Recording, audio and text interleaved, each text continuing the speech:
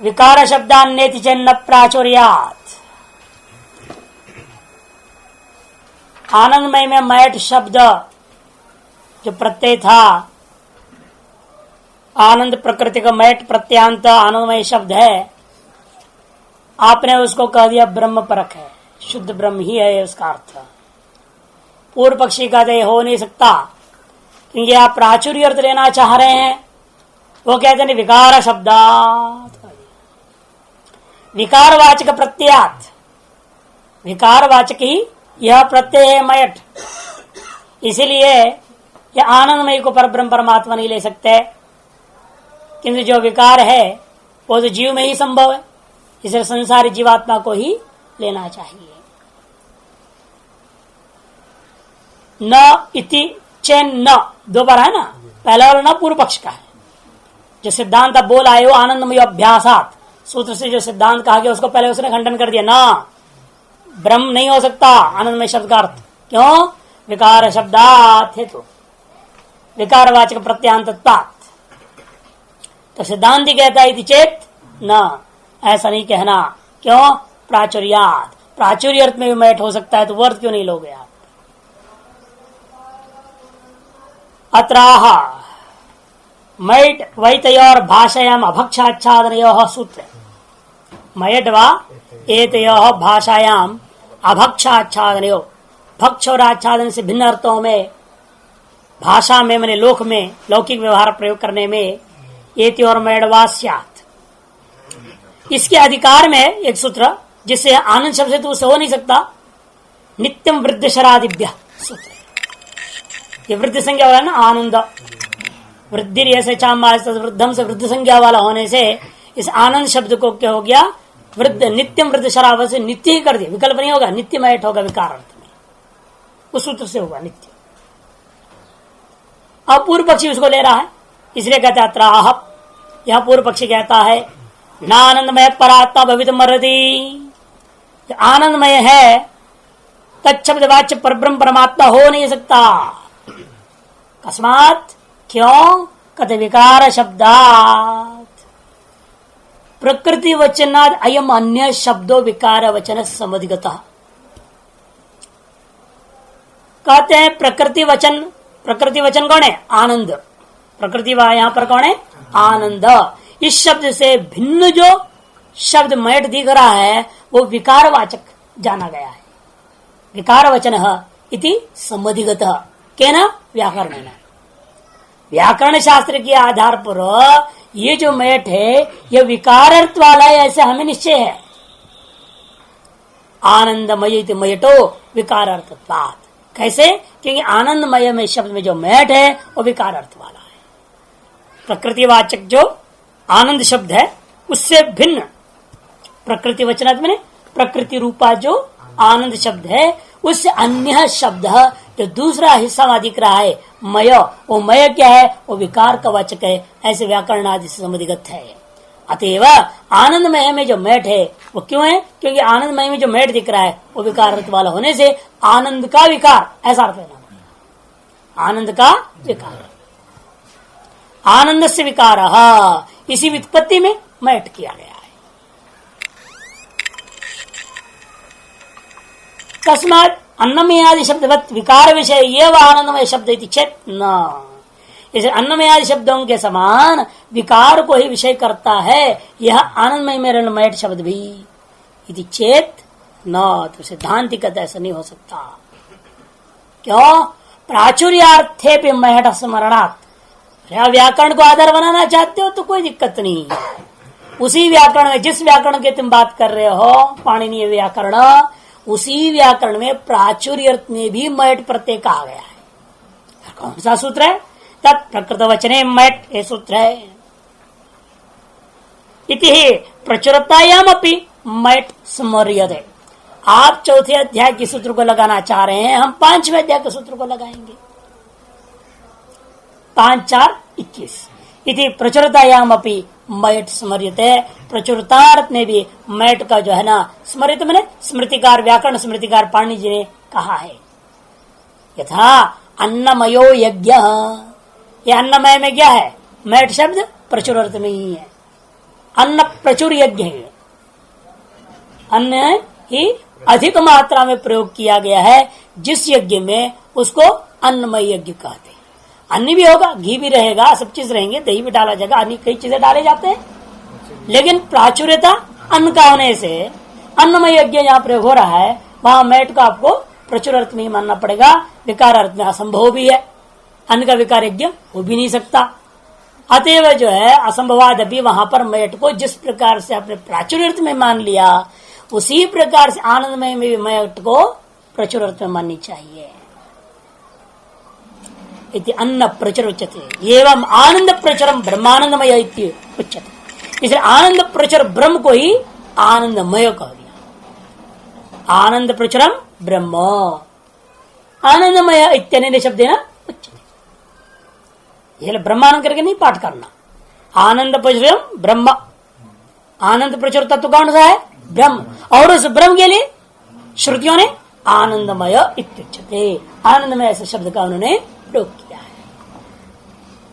आनंद प्रचुर तंच ब्रह्मणो मनुष्यत्वाद आरभ्य उत्तरस्मिन् स्थाने शतगुण आनंद इत्युक्ता ब्रह्मानंदस्य निर्दिशत्व अवधारणात्।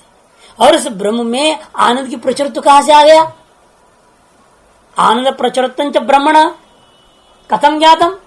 कहते क्योंकि वहां सैष आनंद से मीमांसा भवती।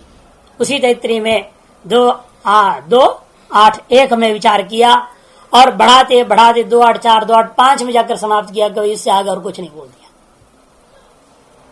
मनुष्य आनंद से आरंभ किया और प्रजापति आनंद तक ले गए, वहां थक गए नहीं, थके नहीं, उसे आगे है ही नहीं बेचारे, क्या करेंगे? वही परिपूर्ण है, उससे आगे है और तारतम्यता सातिशयता असंभव। इसलिए कह दिया निरतिशय आनंद, यही प्रचुर आनंद कहा जाता है। मनुष्यत्वाद आरभ्य, मनुष्यत्व से आरंभ करके तस्मिन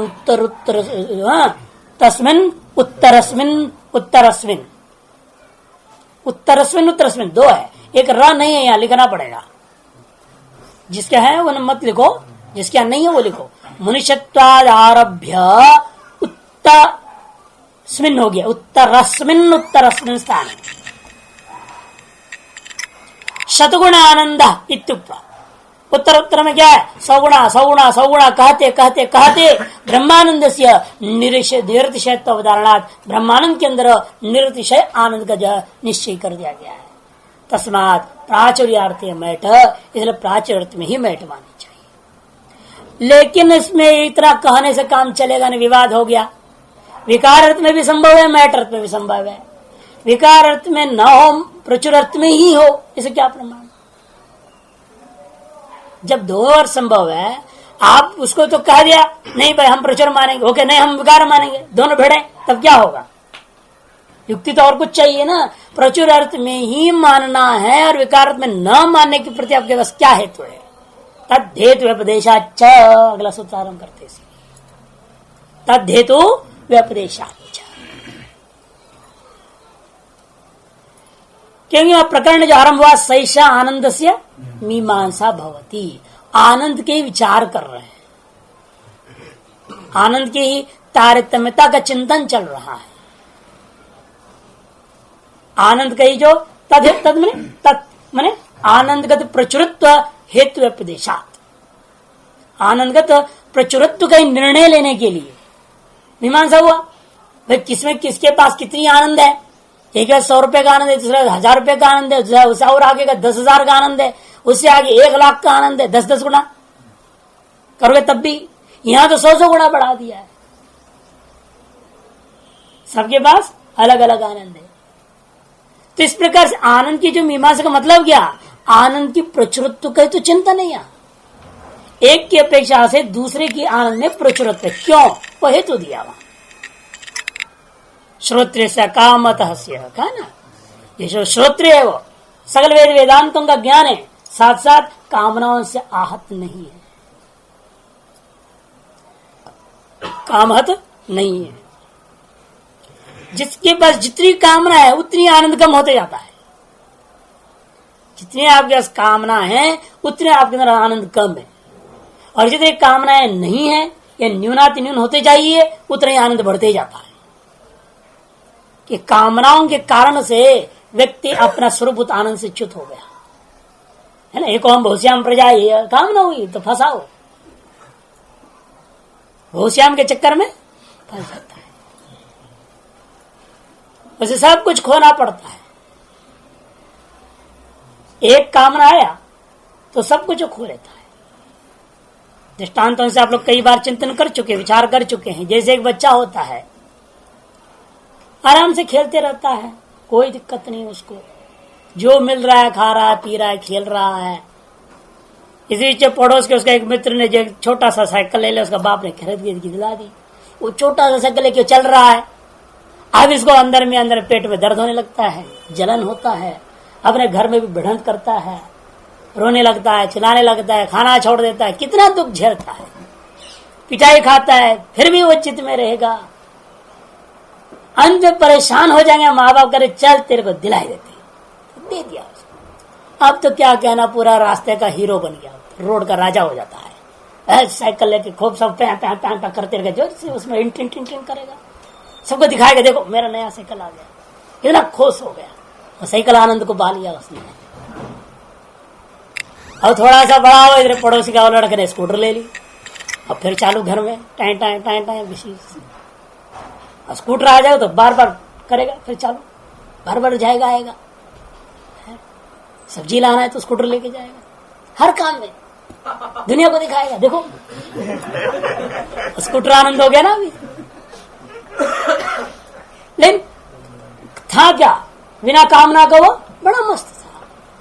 वो साइकिल की कामना आई तो दुख हुए, लड़ाई झगड़ा, घर में क्लेश, बड़ों से क्लेश, सब से उल्टा पलटा। एक काम उसकी प्राप्ति हुई नहीं, कुछ दिन बाद दूसरी कामना आ गई तो उसको लेकर क्लेश। सारी जिंदगी भर ऐसे ही कट जाता है, क्लेशों का ही जिंदगी बन गया। ये तो आम गृहस्थ में तो होता ही है, वही हाल यहां पर भी, साधु समाज में भी कम नहीं। यहां भी संकल्प कर लेते हैं हम इस आश्रम में रहेंगे, अच्छा लड़ा रहूंगा, अब बस क्लेश होता है। किसी आश्रम के प्रति मोह क्यों कारण क्या, वहां सुविधाएं ज्यादा है, रोज सवेरे एक भंडारा, शाम को एक भंडारा, मालपानी खूब सब कुछ हो रहा है। और इसलिए उस आश्रम में रहने का पीछे वो सबसे राजनीति करेगा, चमचागिरी करेगा, लड़ाई झगड़ा खूब मोह लेगा। क्यों कहीं आना जाना नहीं पड़ता है, घर बैठे सब कुछ मिल रहा है, तो खाए को जो इधर उधर जाएगा। और उस आश्रम से निकलेगा तो धक्का खाना पड़ेगा, अन्य क्षेत्र में रोटी खानी पड़ जाएगी, मुसीबत है। अब वो एक संकल्प है मैं यही बने रहूं, वो एक संकल्प के कारण उसने सारी राजनीति करनी है, सारा छल कपट झूठ चमचागिरी सब कुछ करेगा, अपना साधुत्व को ही खोलेगा। उस संकल्प में भी जब सफल नहीं हो पाता, फिर दूसरी संकल्प करता है, चलो या नहीं रहने देते तो हम कहीं का महंत बन जाएंगे। घूमता है फिर राजस्थान, पंजाब, गुजरात, महाराष्ट्र सब जगह राउंड मारेगा, कहीं महंता ही मिल जाए, कहीं इसकी क्लेश, कहीं धूप हवा पानी सब झेलता है, कहीं मिर्ची का भी खा करके मस्त रहता, दिखाता है कि वही मस्त हूं, मेरे कोई फर्क नहीं पड़ता है। ऐसे एक संकल्प से दूसरा संकल्प, दूसरे से तीसरे के चक्कर में भटक रहा है, ये भी भटक रहा है। जितना संकल्प है उसी आधार पर उसके आनंद में न्यूनता हो गया, इसलिए अकाम हतस्य शब्द प्रयोग किया है।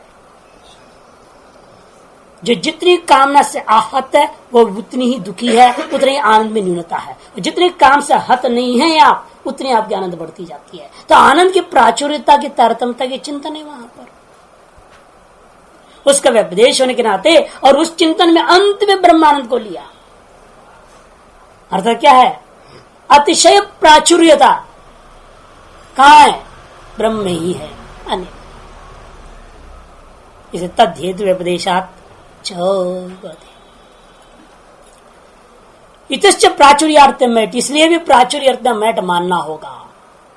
स्माद आनंद हेतु तम ब्रह्मण व्यपदिशति श्रुति, जिसलिए जो कुछ भी हम लोग आनंद का अनुभव कर रहे हैं, अन्यत्र मात्रा अनुज उपजीवंती है ना, एक मात्रा को उपजीवन कर रहे हैं, एक बूंद है। अनंत ब्रह्मांड है, उस ब्रह्म के एक एक बूंद से एक एक ब्रह्मांड जी रहा है। उस ब्रह्म के आनंद का एक बूंद को लेकर के एक एक ब्रह्मांड जी रहा है। और उस एक बूंद में से आपके हिस्से में कितना मिल रहा होगा आनंद, लेकिन उतने में आप मस्त खुश हैं और पूर्ण आनंद की ओर जाने का भी नहीं सोच रहे हैं, है कि नहीं? जो मिला वैसी वो मस्त है। कहते यही ठीक है, आनंद से रह रहे हैं, 2 टाइम खाने को मिल रहा है मजे में, नहीं क्या करना हो रहा है। आजकल तो स्थिति भी ऐसा है, बिना तिलक लगाए भी, तिलक लगाने की भी जरूरत नहीं, मेहनत करने की क्या जरूरत है, वो भी मेहनत की जरूरत नहीं है। कुछ लगाओ न लगाओ, कोई अन्य क्षेत्र वाला पूछता भी नहीं तुम कौन से संप्रदाय के हो, नहायो ना नहायो कौन पूछ रहा है, भिक्षा दे देते हैं। ये न नहाने की जरूरत है नहीं, और कपड़े पहनो न पहनो मर्जी तुम्हारी, कि नागाओं की संप्रदाय है, नग्न रहोगे तो भी कोई नहीं बोलने वाला, तभी रोटी पानी मिल जाएगी, कोई कमी नहीं किसी भी तरीके में। जितना आप आलसी बन के रह सकते हो रह जाओ तो भी सब कुछ व्यवस्था हो जाता है। ज्ञान के लिए प्रयास करने की जरूरत नहीं है। इतने छोटी सी क्षुद्र आनंद में व्यक्ति इतना समा गया है कि उसको है ना, गीता जी में का उदपान कह दिया शब्द प्रयोग कर रहे हैं, संप्लुतोदके, है कि नहीं?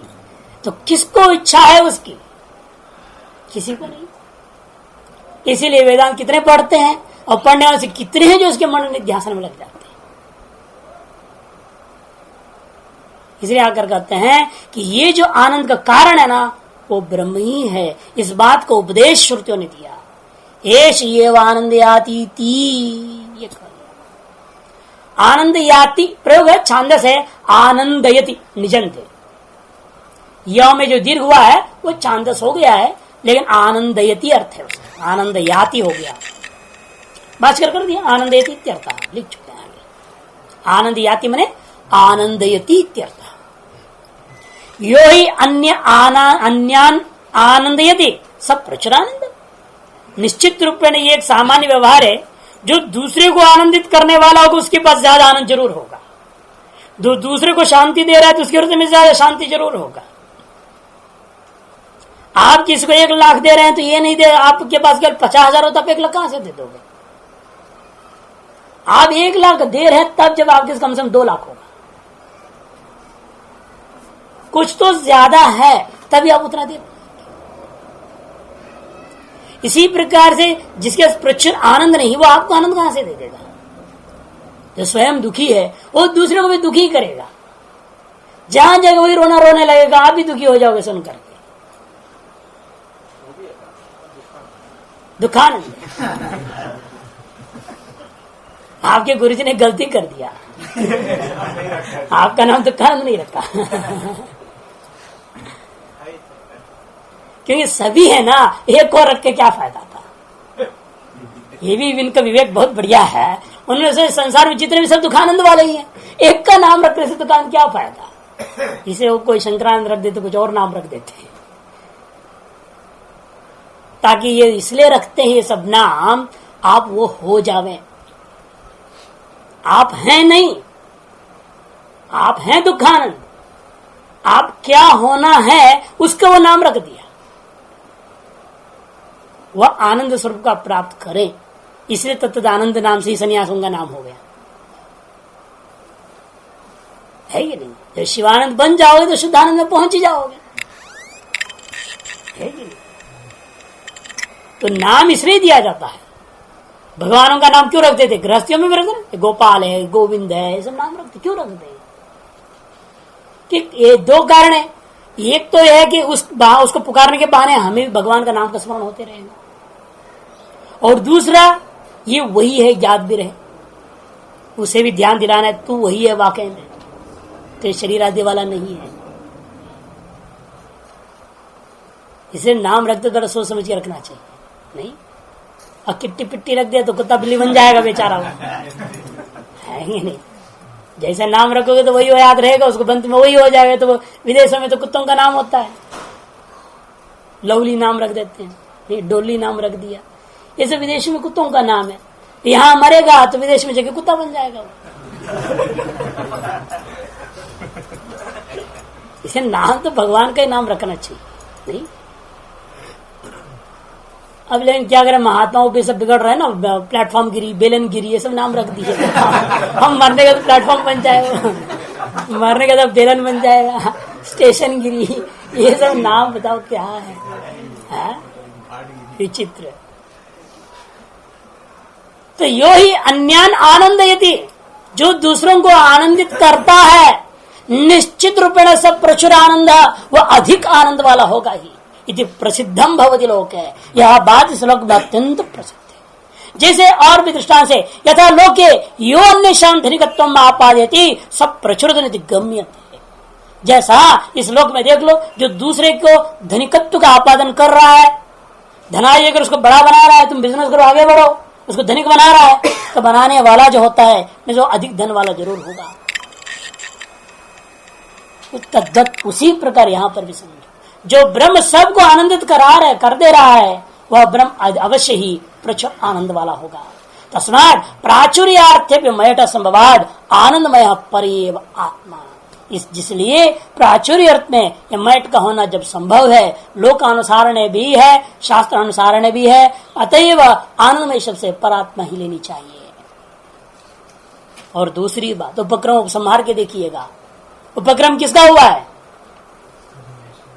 जीव का तो हुआ नहीं। ब्रह्म विदा प्रवति परम, ब्राह्मण भाग में। और ब्रह्म क्या है पूछा? मंत्र भाग में कहा सत्यम ज्ञानम अनंतम ब्रह्म। फिर ब्राह्मण भाग में आनंद मीमांसा आदि हो रहा है। इसे जिसका उपक्रम किया गया उसी का तो विचार होगा। यदि वहां संसारी के कथन आरंभ किया हुआ होता तब तो हम कह सकते हैं इन सब जगहों में संसारी ले लो। मंत्र वर्णिकमेव च गीयते, मंत्र वर्णिकमेव, जो मंत्र वर्ण है, मंत्र भाग में जो कथित है उसी का ब्राह्मण भाग भी गायन करता है, मैंने कथन कर रहा है। मंत्र वर्णिकम ने सत्यम ज्ञानम अनंतम ब्रह्म। इस प्रकार से मंत्र में निर्धारित जो ब्रह्म है उसका ही अन्य अंतरात्मा आनंदमय यहां तक जो है व्याख्यान करता हुआ ब्राह्मण भाग में कथन किया गया है। इतश्च आनंदमय परेव आत्मा। एक और हेतु देते हैं, हम प्राचुर्य में क्यों मान रहे हैं और आनंदमय शब्द से परमानंद परमात्मा को क्यों लेना चाहते? इतश्च, इस कारण से भी हमें यह आनंदमय शब्द अर्थ परमात्मा लेना पड़ेगा। क्या कारण है? यस बात, जिसलिए ब्रह्मविद आपनोति परमिति उपक्रम्य, ब्रह्मविद आपनोति परम। यो वेद निहितं गुहायाम, है ना, जो इस गुहा में निहित है उसको जान लेता है, वह क्या हो जाता है? वह ब्रह्मविद ब्रह्म को ही प्राप्त करता है। ऐसा आरंभ किया। अतएव यस्मात् ब्रह्मविद आपनोति उपक्रम्य, और ब्रह्म क्या है? जिसको जानने से परतत्व को प्राप्त कर लेता है। तब सत्यम ज्ञानम अनंतम ब्रह्म, ऐसा मंत्र भाव ने कह दिया। पहले ब्राह्मण भाग, तो ये तैत्तिरीय उपनिषद है ना, तैत्तिरीय उपनिषद है कृष्ण यजुर्वेद का। कृष्ण यजुर्वेद में आप जानते हैं प्रत्येक मंत्र में खिचड़ी है, मंत्र और ब्राह्मण, थोड़ा ब्राह्मण भाग होगा, फिर मंत्र होगा, फिर ब्राह्मण होगा, ऐसा रहेगा। एक ही मंत्र के अंदर भी कई बार, इसलिए कहते हैं यहां पर पहले ब्राह्मण भाग में वो कहा, फिर मंत्र भाग में ब्रह्म का लक्षण किया, और फिर बाद में ब्राह्मण भाग में वर्णन ही है। इत्यस्मिन् मंत्रे यत् प्रकृतम ब्रह्म सत्य ज्ञान अनंत विशेषण निर्धारितम। देखो यहाँ भी एक वाक्य बना देते हैं, छापने वाले गलत छापते। यत् प्रकृतम ब्रह्म, जो ब्रह्म प्रकृत है उसी को आपने क्या किया? सत्य ज्ञान अनंत इत्यादि विशेषण के द्वारा निर्धारण किया है। ब्रह्मविद आपनोति परम से ब्रह्म को जो है प्रकृत था, जो प्रकृत ब्रह्म है उसी को क्या है? सत्य ज्ञान अनंत विशेषण के द्वारा मंत्र भाग में मंत्र वर्ण के द्वारा निर्णय किया, निर्धारण कर दिया गया। यस्माद आकाश आदि क्रमेण, निदान करने के बाद क्या किया? फिर ब्राह्मण भाग हुआ। तस्माद तस्माद आत्मन आकाश संभूत इत्यादि शुरू हुआ। आकाश से आदि आक्रमेण स्थावर जंगमानि भूतानि अजायन्त, स्थावर जंग भूतों की उत्पत्ति बताया। यच्च भूतानि सृष्ट्वा तान सृष्टा तन प्राविशत, है ना, यच्च भूतानि, जिन भूतों को सृष्टि करने के पश्चात तानि अनुप्रविश्य, उन्हीं में अनुप्रवेश करके गुहायाम अवस्थितम सर्वांतरम, उसको कहा यो वे वेद निहितं गुहायाम, उसको गुहा के अंदर अवस्थित करके, वे कैसा अवस्थित हो? सर्वांतरंच यस्य विज्ञानाय, जिसका विज्ञान कराने के लिए ही जिसका विज्ञान कराने के लिए आपको श्रुतियों ने क्या कहा, अन्य अंतरात्मा अन्य अंतरात्मा अन्य अंतरात्मा करके एक के बाद भीतर लेते गया इति प्रक्रांतम तन्मांत्रमेव ब्रह्म यज्ञीयते। प्रक्रम ऐसे करते करते अंत में अन्य अंतरात्मा आनंदमय जा कहा है, वह आनंदमय में वह मांत्र वर्ण की जो ब्रह्म था उसी को यह अंतिम पर्याय में गणना किया है। इति मंत्र ब्राह्मणयोश्चैकार्थम युक्तम अविरोधात्। और मंत्र भाग कुछ कह दे, ब्राह्मण भाग कुछ और कह दे तो परस्पर विरोध हो जाएगा। अविरोधार्थ आपको मानना पड़ेगा। जिसको मंत्र भाग में चर्चा, जिस चीज की चर्चा हुई है उसी की चर्चा ब्राह्मण में भी माननी होगी। अविरोधात अविरोध हेतु, अन्यथा ही प्रकृता न प्रकृत प्रक्रिया से आता, ये समस्या हो जाएगा। एक ही मंत्र में शुरू में कुछ बोला, बीच में कुछ और कह रहा है, अंत में कुछ और कह देगा क्या? यदि ऐसा कहा भी देता है तो प्रकृति का त्याग करना, अप्रकृत प्रक्रिया आरंभ करना रूपी दोष आ जाता है। प्रकृत हान अप्रकृत प्रक्रिया स्यादाम, अन्यथा यदि ऐसा ना होता तो नच्च अन्नमयादिभ्य इव आनंदमयाद अन्यो अंतरात्मा विद्यते। और अन्नमयादियों में आपने ब्रह्म क्यों नहीं बोला? कारण यह है वह अन्यो अंतर कहते कहते ले जा रहे हैं। जब एक को छोड़ के दूसरे में ले जा रहे का मतलब क्या? वो चीज नहीं है जिसको बताना हम चाह रहे हैं, वो वही होता, पहले वाला ही होता तो वही रुक जाते, बता दिया, बात खत्म हो गई। लेकिन वो वह नहीं है जिसको हम बताना चाह रहे हैं। अतएव हम क्या कहते, उससे और आगे, उससे और आगे, ऐसे क्यों कह रहे हैं? इसका मतलब जो पूर्व में कहा हुआ है वह अभिष्ट वस्तु नहीं है। जैसे चलते चलते बच्चा थक जाते तो क्या करते, अरे वो जो दिख रहे ना वही है मकान, हम वहीं जाना है। अच्छा वहां पहुंच गए, चलो ना अंदर। नहीं नहीं नहीं, अरे भाई वो अगला वाला, वो देखो वो वाला, वो पीला वाला कहा था। पीले मकान तो कई होते हैं सड़क। अब जो अगला अगला करते हुए अंत में वो नाराज भी होने लगता है। तब तक कई बार होता है ना बच्चे नाराज होते, क्या बात है, अगले अगले ये वो नहीं। अरे बस आ गए, चिंता मत करो। जैसे वो अगला लास्ट में पहुंच गया, उसे आप में नहीं कहता और आगे, क्यों ही लक्ष्य था ना, तो वही अंदर चले जाएंगे। तब तक आगे आगे कहा जाता है जब तक वह हमारा लक्ष्यार्थ नहीं है।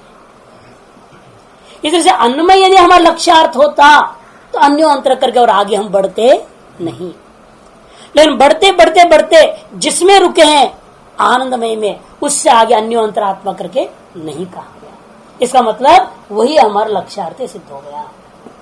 लक्ष्य क्या है? जो प्रकृत होता है। इसे कहते अन्नमय आदिभ्य इव, अन्नमय आदियों के जैसे कि अन्यो अंतरात्मा करके जैसे कहा है, वैसे आनंदमय अन्यो अंतरात्मा करके न अविद्यते।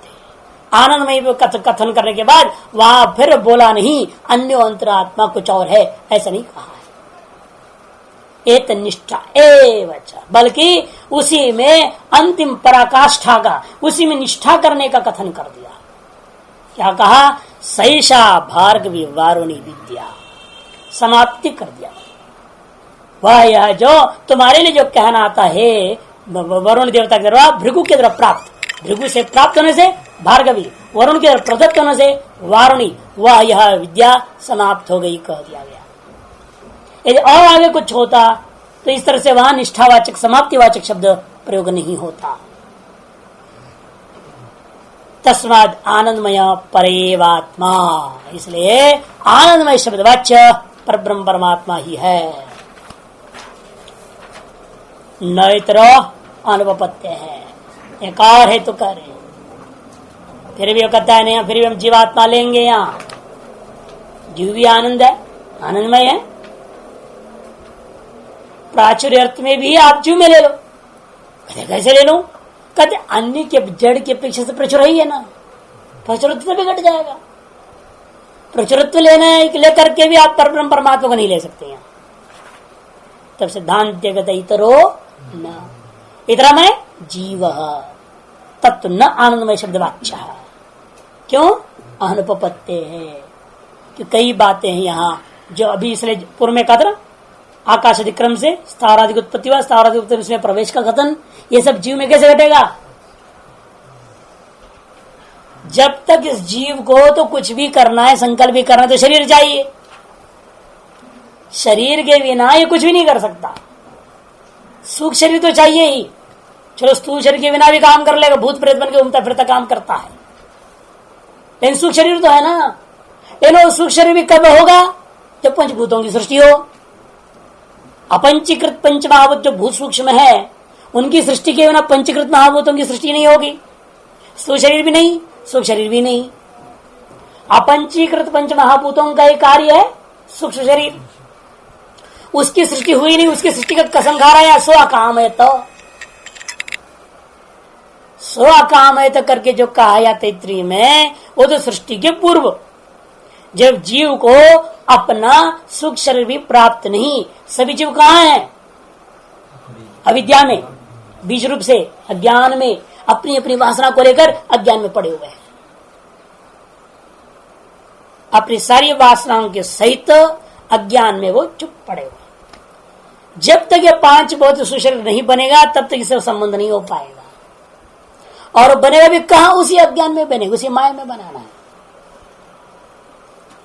ताकि जहां आप है वहीं आपको मिल जाएगा ना चीज। ये तो चाहते हैं आदमी, जहां हम है वहीं सारी चीज आनी चाहिए, यही जाना ना पड़े, कुछ ना करना पड़े। आदमी तो यही चाहता है। और ब्रह्म भी जानता है, परमात्मा भी, इसीलिए क्या कर दिया? जहां तुम हो अज्ञान में, वहीं तुम्हारे लिए उसी अज्ञान में पंचभूतों को पैदा कर दिया। अब पंचभूतों से आपके सुख शरीर बन गया, फिर उन्हीं पंचभूतों से फिर स्वस्थ शरीर बन गया, और आप जीवात्मा बन गए वापस। इसलिए कहते हैं कि देखो, ये सारी बातें उपपन्न नहीं हो सकता। आप कैसे करोगे यहां पर संकल्प, स्वकाम कामना कैसे करोगे? आगे से मन भी नहीं, बुद्धि भी नहीं, ये सब भौतिक कार्य हैं, भौतिक चीजें हैं। तो भूतों की उत्पत्ति नहीं हुई, आपके असमन कहां से आएगा?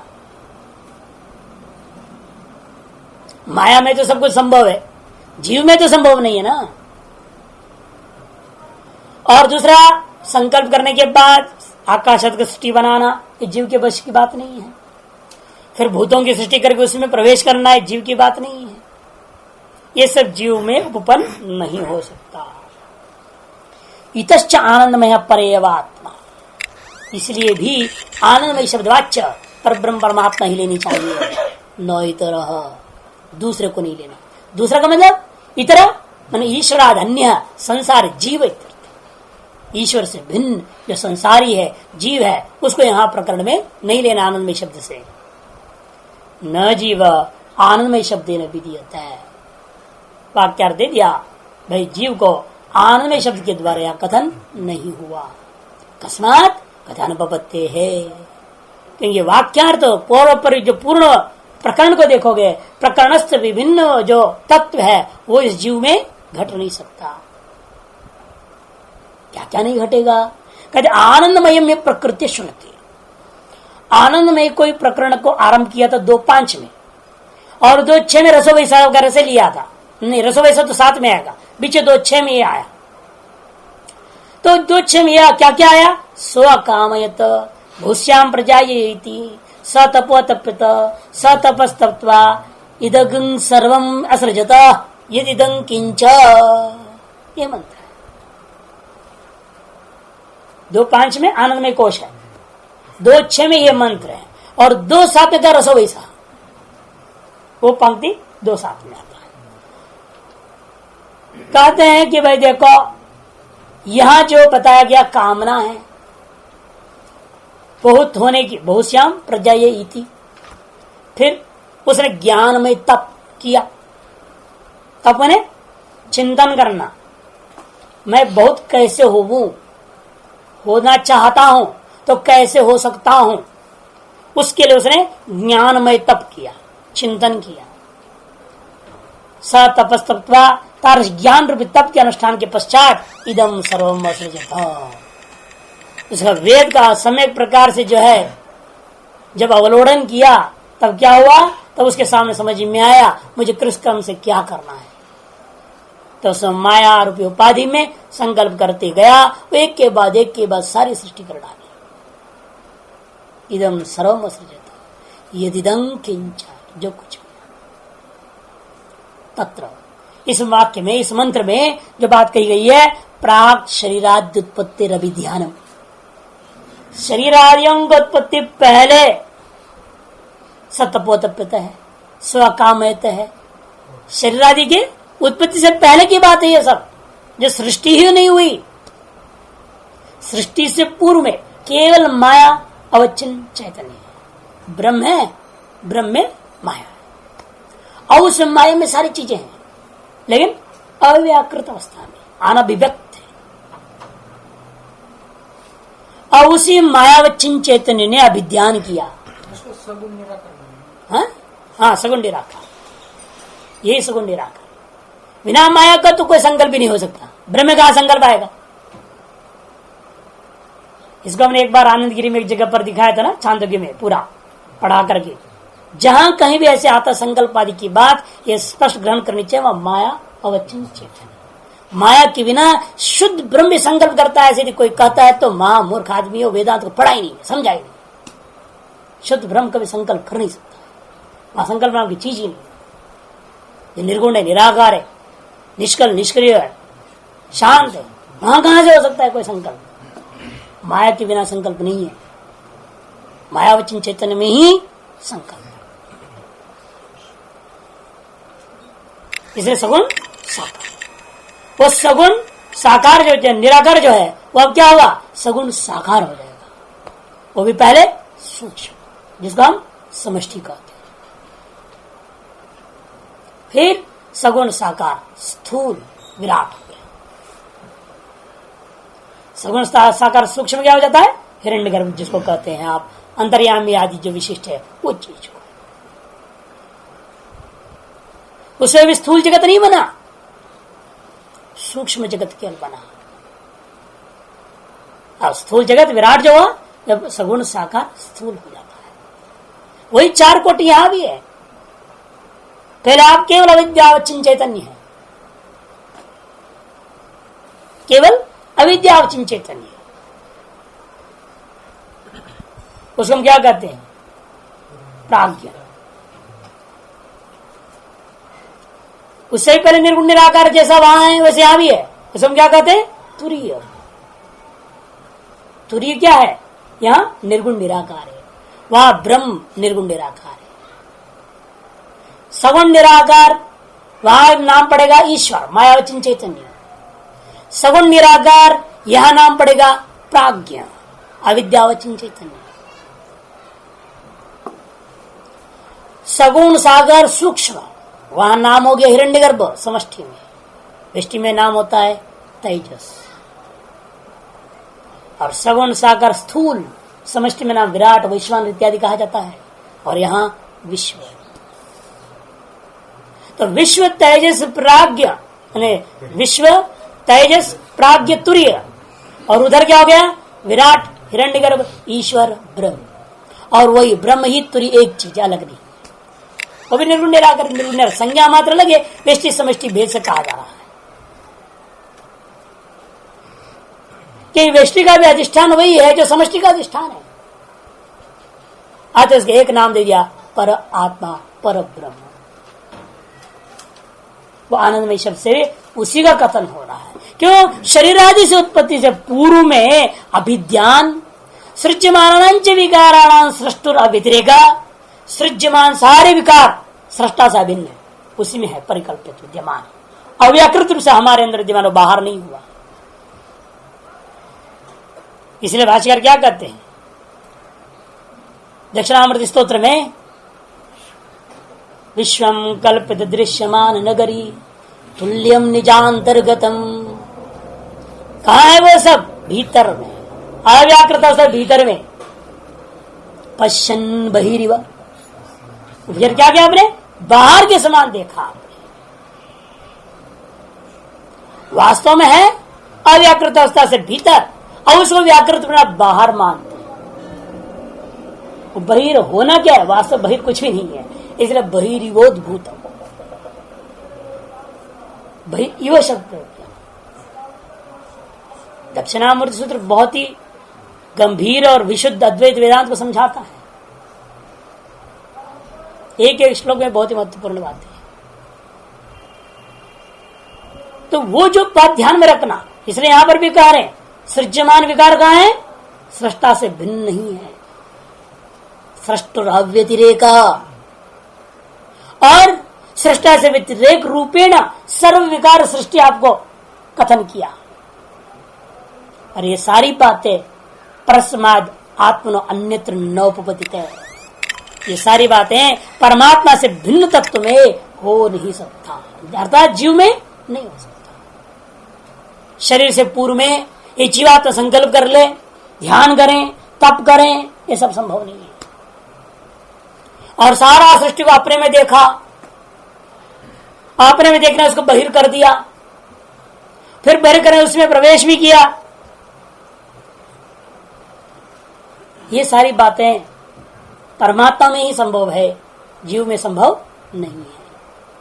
इसे सर्वविकार सृष्टि और उसका उस समय आगे भी तत्प्रवेश इत्यादि सर्वम जो है परस्मादात्मा अन्यत्र मने जीवे नौपपदिते, जीव में सब संभव नहीं है। इतना ही नहीं, मोक्ष प्राप्ति के लिए ही तो भेद का उपदेश भी हुआ है। जीव और ब्रह्म का भेद उपदेश क्यों हुआ? यदि यहां प्रक्रम में जो ब्रह्म वो जीव ही है, फिर आगे कैसे कह दिया जीव जो उस ब्रह्म का आनंद को लेकर के जी रहा है? उस रस का एक बूंद लिया हुआ है और उससे ही आनंदित हो रहा है। ये कैसा उपदेश हुआ? फिर यदि प्रकृत ब्रह्म शब्दवाच्य जीव ही है और अतएव आनंद में शब्दवाच्य भी जीव ही होता, रसोई रस शब्द का वाच्य भी क्या होता? जीव ही होता। फिर रस का एक अंश को लेकर जीव जो है आनंदित हो रहा है, बात कैसे घटेगा? भेद व्यपदेश घटेगा नहीं। भेद व्यपदेशाच, भेद पूर्वक जो उपदेश है ना, वह भी ज्ञापन करता है प्रकृत ब्रह्म नहीं है, जीव नहीं है, शुद्ध ब्रह्म ही है। और उसी ब्रह्म का आनंद स्वरूप में से कुछ आनंद को लेकर के जीव आनंदित होता है। यह कहना तभी संभव है जब प्रकृताप शुद्ध ब्रह्म लोगे, जीव नहीं। इतश्च नानंदमय संसारी, इसलिए भी यहां पर आनंदमय शब्द वाच्य संसारी नहीं लिया सकता है, जीव नहीं लिया सकता है, ब्रह्म ही लेना होगा। यस्मात् आनंदमय अधिकारे, इसलिए आनंदमय के अधिकार में ही आगे चक्कर रसो वै सह 2:7 में कहा। रसो वै सह का दिया सामने, यो आनंदमय सयव रस, जो आनंदमय पूर्वोक्त 2:6 में, 2:5 में, जो 5 में जिस आनंदमय की चर्चा की गई वही आनंदमय कामना किया, सृष्टि वगैरह कर लिया और वही आनंदमय रस रहता हुआ। रस गंहिये वयम लब्ध्वा आनंदी भवती, यह श्रुति स्पष्ट कर रहा है।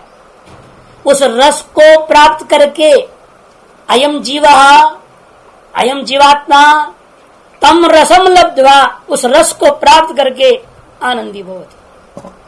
भेद पूर्वक उपदेश है या नहीं? यहां पर कर्मणि रूपेण रसम, और अयम प्रथमांत करता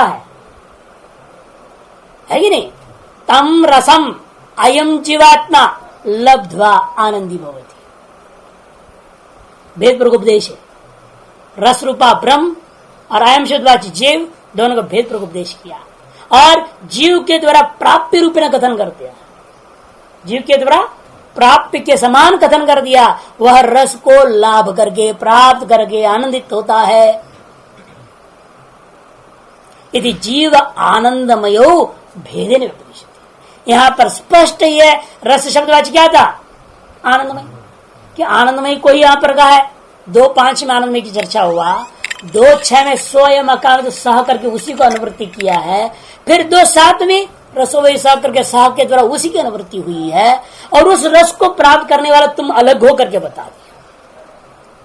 इसका मतलब वह रस शब्दवाच्य जो आनंदमय है उससे भिन्न अयम शब्दवाच्य जीवात्मा सिद्ध हो गया। अतएव आनंदमय शब्दवाच्य जीव नहीं हो सकता। ये तो और भी स्पष्ट हो गया। यदि जीव आनंदमय भेदेन व्यपदिश्यति नहीं लब्धैव लब्धव्य भवति, जो लाभ करने वाला है वही लब्धव्य भी हो जाए। आप ही गांव हो गए और आप ही गांव प्राप्त करने वाले हो गए, ऐसे तो हो नहीं सकता। अरे आप अलग है, गांव अलग है। तभी तो आप जाके गांव को प्राप्त करोगे। आप गांव ही है तो प्राप्त करोगे गांव को, या नहीं? लब्धा और लब्धव्य अभेद नहीं हो सकता। नहीं लब्धव्यो भवति, लब्धा एव लब्धव्यो नहीं भवति। तब कह रहे हैं कि फिर पूर्व पक्ष ने कहता है कि आपके वेदांत में तो जीव ब्रह्म की एकत्व मानते हैं, अद्वैत मानते हैं, अभेद मानते हैं, फिर यहाँ करके भेद बोल रहे हो तो कैसे बोलते हो? कभी कुछ बोल देते हो। जीव ब्रह्म ही बना परा रटते हो। अब इधर कहते नहीं जीव ब्रह्म भेद उपदेश हुआ है, समझते हैं नहीं। और लब्धा ही लब्धव्य है, इसमें क्या प्रमाण है? पूर्व पक्षी कहता है देखो आत्मा वारे दृष्टव्य, आत्मान्वेष्टव्य। कौन आत्मा? ये जीवात्मा। तुम अपनी आत्मा का अन्वेषण करो, अर्थात मैं जीवात्मा जो हूं, मैं अपने आत्मा को लाभ नहीं किया हूं, उसे लाभ कर मैं अपनी आत्मा का अन्वेषण करूंगा। अर्थात लब्धा ही लब्धव्य हो गया, लब्धव्य ही लब्धा है। आत्मा अन्वेष्टव्य, आत्मलाभात्म परम विद्यते। अपना स्वरूप लाभ से बढ़कर को संसार में कोई तत्व का लाभ नहीं हो सकता। इति श्रुति स्मृति, ऐसे श्रुति स्मृतियां कह रही है। और ये सारी बातें यावता न लब्धैव लब्धव्यो होती इत्युक्तम, लब्धैव लब्धव्यो न भवति, ये आपने यदि कहोगे तो ये श्रुति स्मृति कैसे घटेगा? कथम तर्री श्रुति स्मृति। यदि यावता मतलब यदि तात्पर्य, यदि लब्धा ही लब्धव्य नहीं है यदि आप कहते हो, फिर तो ये सारी श्रुति स्मृतियां कैसे घटेंगी? बाढ़ बहुत सुंदर तुमने पूछा। बिल्कुल निषेध भी तो नहीं कर सकते, नहीं जैन न ऐसे नहीं कह रहे यहां पर। आत्यंतिक निषेध नहीं, सत्यम करके अर्ध स्वीकार भी नहीं। बाढ़ बहुत सुंदर बोला तुमने, हमारे अपेक्ष सिद्धांति तुम बोल रहे हो, लेकिन थोड़ा समझने में गड़बड़ी हो गई। भेद उपदेश किस लिए और अभेद उपदेश किस लिए, लब्धा ही लब्धव्य कब होता है, ये सब समझे बिना तुम शंका कर रहे हो। तो अपने आप आ जाता है वो। जब उल्टा तर्क करते जाओगे ना, वो अपने आप आ ही जाएगा सच्चाई में। कहा जाएगा? आप आदमी झूठ बोलने लग जाए तो बोलने दो उसमें, फिर प्रश्न डालो, फिर प्रश्न डालते जाओ, उल्टा सीधा बोलते प्रश्न डालते जाओ, कभी न कभी उसके मुख से झट से सच निकल जाएगा। जैसे उसके मुख से सच निकले वो स्वयं घबरा जाता है, अरे क्या मैंने बोल दिया, तो मैंने सच बता दिया। एकदम उसकी चेहरा पीला पड़ जाएगा, एकदम कांपने लग जाएगा, तो घबरा जाता है कि वो तो झूठ बोल के झूठ पर ही टिकना चाहता था, और आपने ऐसे प्रश्न का जाल बना दिया, उसके मुख से सच निकल ही गया, तो परेशान हो जाएगा। उस तरह से यहां भी खेल चल रहा है। वो आनंद में जीव नहीं है, हम बोलते बोलते आनंद में से जीव भिन्न है सिद्ध कर दिया, वहीं वो पकड़ लिया, फिर तो जीव ब्रह्म भिन्न है। कहते कोई बात नहीं, तब हम पहुंच गए सही जगह पर। क्यों? कहते हैं तथापि आत्मन अप्रच्युत आत्मभाव शैव सतः, आत्मा वास्तव में अपने स्वरूप से प्रच्युत नहीं होता। आत्मा स्वरूप च्युति वाला कभी नहीं हो सकता है। यदि स्वरूप से च्युत हो गया तो स्वभाव भंग हो गया। अग्नि स्वरूप को त्याग दे, अपने उष्टत्व स्वरूप को, और अपने उष्टत्व स्वरूप से प्रच्युत हो जावे, फिर अग्नि का अग्नित्व तो ही खत्म है, फिर तो चले वो अग्नि गाएगा वो। यदि उष्टत्व को त्याग दिया, अपने स्वरूप को, अपने स्वभाव को त्याग देता है, तो मतलब क्या? शीत हो गया, शीत हो गया मतलब वो जल हो गया, फिर अग्नि का अग्नित्व तो खत्म। उसी प्रकार से ये आत्मा वाकई में अपने सच्चिदानंद स्वरूप को कभी त्यागता नहीं है। फिर भी क्या करें? मिथ्यैव देहादिषु अनात्मसो आत्मत्वेषु लौकिको दृष्टा। लेकिन हमें जहां दिखाई दे रहा है उसके लिए मैं उपदेश दे रहे हैं। जिसके अंदर ऐसा हो रहा है उसके लिए उपदेश है भाई। भेदपूर्वक उपदेश करके अभेदपूर्वक ले जाना है ना। आपके द्वारा जो अध्यारोप है उसी को अध्यारोपम अध्यारोपादाभ्याम निष्प्रपंचम प्रपंचति, इसे कहते हैं आत्मनो अप्रच्युत आत्मभाव शैव सतः तत्व अनवबोध निमित्तो हेतु दे दिया। फिर प्रच्युति जैसे क्यों हुआ? ये जीव कहां से टपक गया? कत तत्व का अनवबोध निमित्तक। तत्व का अनुभव क्यों हुआ? अरे मत पूछो क्यों हो, तुम जाने। तुमको हो रखा है कि मेरे को हो रखा है? जिसको हो रखा है वो जाने कब से हो रखा है। इसलिए अनादि कह दिया गया है। और माया अनादि, अनादि काल में कभी तुमको हो रखा है, इसे तुम्हें उपदेश दिया जा रहा है। तत्व अनुभव निमित्त मिथ्यैव देहादिशो अनात्मसो आत्मत्व निश्चय लौकिको दृष्ट। देहादि अनात्माओं में आत्मत्व का निश्चय यह लौकिक आदमी के द्वारा मिथ्या ही करता हुआ देखा गया है। कहीं पर मिथ्यैव शब्द नहीं है, कुछ ग्रंथों में मिथ्यैव शब्द नहीं है। हो ना हो कोई फर्क नहीं पड़ता है, क्योंकि स्पष्ट है ये देहादिशो अनात्मसो आत्मनिश्चय मतलब क्या? मिथ्या ही है वो। अनात्म में आत्मबुद्धि तो अध्यास है, वही तो मिथ्या है। तेना देहादिभूत आत्मनोपि आत्मा अनन्विष्ट। इसलिए देहादि उपाधि को प्राप्त किया हुआ आत्मा आत्मा होता भी वो आत्मा नहीं रह गया बेचारा। इसलिए कहा गया तुम आत्मा का अन्वेषण करो। आत्मा अनन्विष्ट कि देहादिभूत आत्मा, मैंने देहादि से परिच्छिन्न भाव को जो प्राप्त किया हुआ जीवात्मा है वह यद्यपि आत्मा है, लेकिन क्या करे वो भूल चुका है ना। इसलिए कह दिया कि उसको आत्मा तुम्हारी अनन्विष्ट होने के नाते अन्वेष्टव्य, अलब्धो लब्धव्य, अश्रुता श्रोतव्य, अमतो मंतव्य, अविज्ञात यतः तस्मात् विज्ञातव्य इत्यादि भेद उपदेश उपपद्यते। एक कल्पित भेद पूर्वक उपदेश है, जिसलिए यह लोक में देखा गया। आम आदमी लौकिक के अंदर यह देखा गया है कि यह देहादियों में आत्मबुद्धि कर गया। क्यों? उसका तत्व ज्ञान नहीं था। अतः तत्व ज्ञान के अभाव के कारण से उसके लिए क्या हो गया? आत्मा भी अनन्विष्ट के समान हो गया। इसलिए कह दिया तुमको अन्वेषण करनी चाहिए।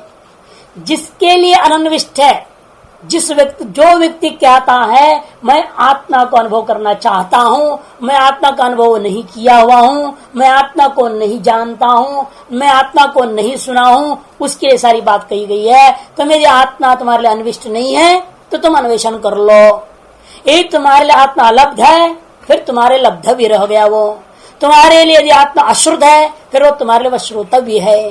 तुम्हारे द्वारा यदि वह अमत है तो तुम्हारे लिए वह मंतव्य है। तुम्हारे द्वारा यदि वह अविज्ञात है फिर तो निश्चित रूप में तुम्हारे लिए वह विज्ञातव्य है। समझो, इस प्रकार से स्वयं स्वकृत अध्यास के कारण से अनादि काल में किसी कारणवश कभी हो गया था मायावच्छिन्न होकर के, अविद्यावच्छिन्न होकर के अपने आप में भ्रांति में युक्त हो गया, देहादि उपाधि वाला हो चुका है। यह बात समझना बड़ा कठिन होता है। ऐसा कैसा हो सकता है? एक था बड़ा, उसका नाम है रामपाल, है, बार बार बोलता था। 1984 से ही पीछे पड़ा था, माने ही नहीं बात को। जितने बार समझा हमने, देखा इसका ऐसे समझ में आएगा ही नहीं, क्या करें। हनुमान जी महाराज करे तुम क्यों इसके पीछे दिमाग लगाते, तो गृहस्थ इसकी खोपड़ी ऐसी ही रहेगी। मैं सोच रहा चाहे जितना भी हो, जैसा भी हो, फिर भी उसकी जिज्ञासा तो है ना कम से कम। बार बार सबसे भिड़ता इसी बात पे। बड़े बड़े महात्मा जो भी हो, सबसे जिससे भी मिलेगा शुरू कर देगा सत्संग। हमने कहा कमाल है यार, ये तो किसी को नहीं छोड़ा। जब उसे पूछा, तुमने उनसे बात किया तो उसी बात कर चुका, वो भी फेल हो चुका है। सब फेल, कोई पास नहीं। मैंने कहा हद कर दी तुमने। तो हमने कहा अब इसके लिए युक्ति से मुक्ति है। वो बाहर ठहरा था काफी दूर में, आश्रम में जगह नहीं। वहां बाराबंकी में जो देहात में आश्रम है वो छोटा सा, अब तो काफी बड़ा बना सुना है। उसमें तो झोंपड़ियां बनी हुई थी, उसी में हम लोग रहते थे। उन लोगों को बाहर रुकवाया था शहर वाले आश्रम में, रोज आता था जाता था वहां से। हमने कहा अगला दिन आएगा तब इसको दूसरे ढंग से पकड़ते। तो मच्छरदानी लगा के हम लोग बैठे थे, जान करके मच्छरदानी को बिस्तर के नीचे दबा करके बैठे हुए और पढ़ रहे हैं अंदर। दिन में वो आया प्रणाम करने के लिए, जिसे प्रणाम करने आया तो महाराज हाँ ओम नमो नारायण, ठीक है क्या बात है, प्रणाम करने दो। कर लो ना वहीं से, क्या दिक्कत, करो वहीं से। कैसे करो, तो मच्छरदानी के अंदर हो, पैर कैसे छूंगा मैं? ठीक ही तो है, तो क्या हो गया, अंदर है, हम अंदर हैं, अब बाहर आ जाओ बोलते, मैं बाहर कैसे आऊं, मैं क्यों आऊं, कैसे आ सकता हूं, नहीं आऊंगा, नहीं आऊंगा तो क्या, तो नहीं अब आना पड़ेगा।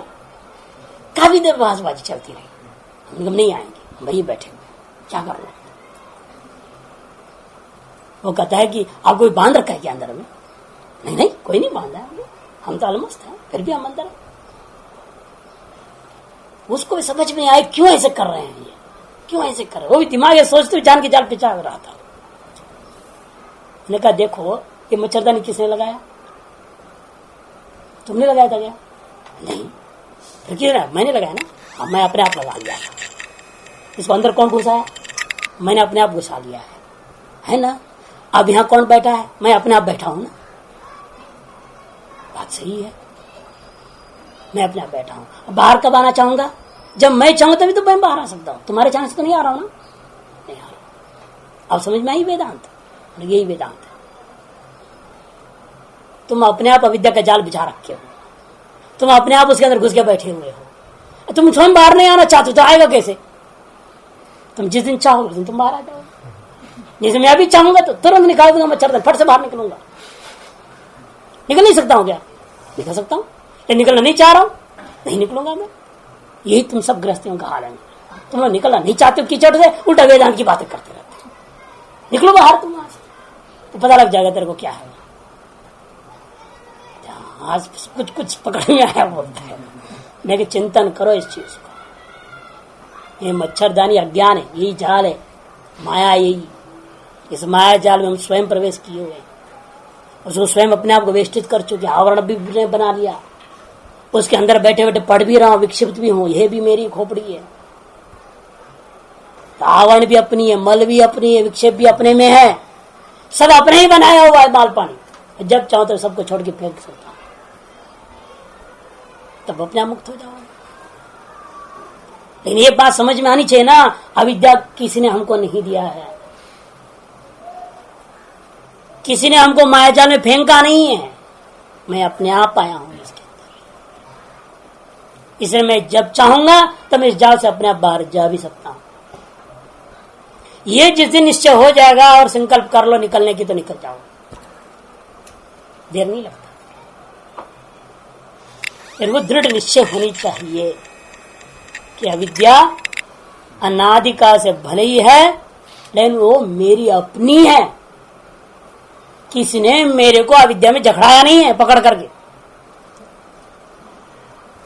जैसे ना आप रख देते हो चुवादानी, वो बेचारा चुवा के फंस जाता है, वैसे ब्रह्म ने कोई अविद्या नाम का जाल नहीं रखा था और उसे आप चूहे जैसे अंदर घुस गए क्या? ऐसे नहीं है। आप स्वयं अपने अंदर अविद्या को मान लिए हो, वास्तव में अविद्या है ही नहीं। आप अपने मान लिए मैं अविद्यावान हूं, अज्ञानी हूं, मैं अल्पज्ञ हूं, यही जाल आपने अपने आप बिछा लिया है। और जिस दिन मान लोगे मैं अज्ञानी नहीं हूं, मेरे पास कोई अज्ञान नाम की चीज नहीं है, मेरा स्वरूप तो ज्ञान है, उस दिन समाप्त है खेल से। लेकिन वो दृढ़ निश्चय, पूरा उसमें निष्ठा होना, उसके लिए ही ये सब पढ़ रहे हैं। जब तक आप मानेंगे मैं अपने आत्मा मेरे लिए अन्विष्ट नहीं है, उसके लिए आत्मा अन्वेष्टव्य है। जो मानता है मुझे आत्मा अलब्ध है, उसके लिए ही आत्मा लब्धव्य है। जो मानता है कि मुझे आत्मा अश्रुत है, उसके लिए आत्मा अश्रोतव्य है। जो मानता है कि मेरे लिए आत्मा अमत है, उसके लिए आत्मा मंतव्य है। जो मानता है आत्मा मेरे लिए अविज्ञात है, उसके लिए आत्मा विज्ञातव्य है।